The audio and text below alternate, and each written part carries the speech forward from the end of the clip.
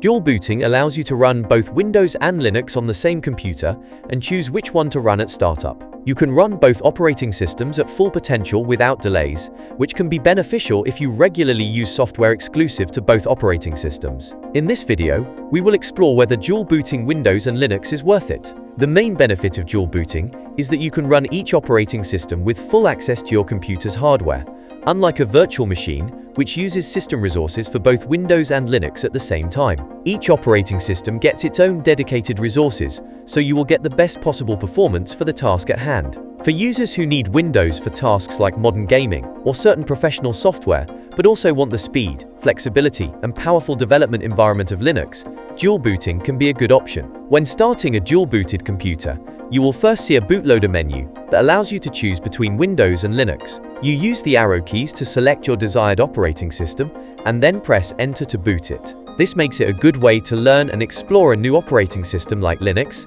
without having to purchase or dedicate a separate computer. Setting up a dual boot can be challenging, especially for beginners. You will need to create separate partitions for each operating system, which can require you to rearrange your hard drive space and limit the available storage on both sides. If you make a mistake, like deleting the wrong partition, it can lead to permanent data loss and could even make your computer unbootable, so it's important to back up your data first.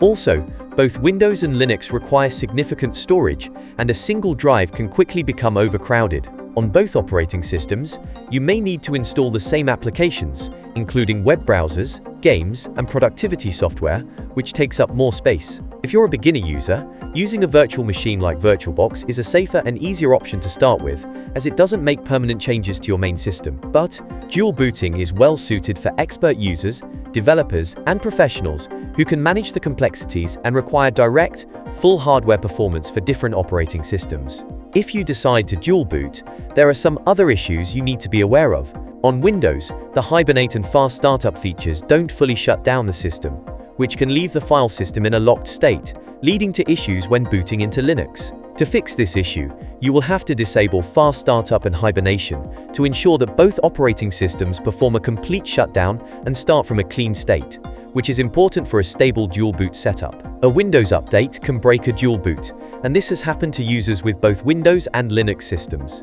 Updates that are intended to fix security vulnerabilities, especially those related to the bootloader or secure boot, can sometimes unintentionally cause problems with the dual boot setup and make it impossible to boot into Linux. Also, Windows and Linux handle the hardware clock differently. Windows uses local time, while Linux typically uses coordinated universal time, which can cause the time to be incorrect when switching between operating systems. Dual booting is worth it if you need both operating systems for different tasks, such as using software exclusive to Windows while also getting the full performance of Linux for development or other tasks. However, you must shut down one and boot the other to switch between operating systems, which can be time-consuming, and there are some risks, like issues with updates, partitioning, or data loss if not set up carefully. If you need high performance for tasks in both operating systems, such as gaming on Windows and development on Linux, want to have a full Windows and Linux experience without the need for another computer, and often use applications that are only available on one specific operating system, dual booting is a good choice. If you only need to run a program from another operating system occasionally,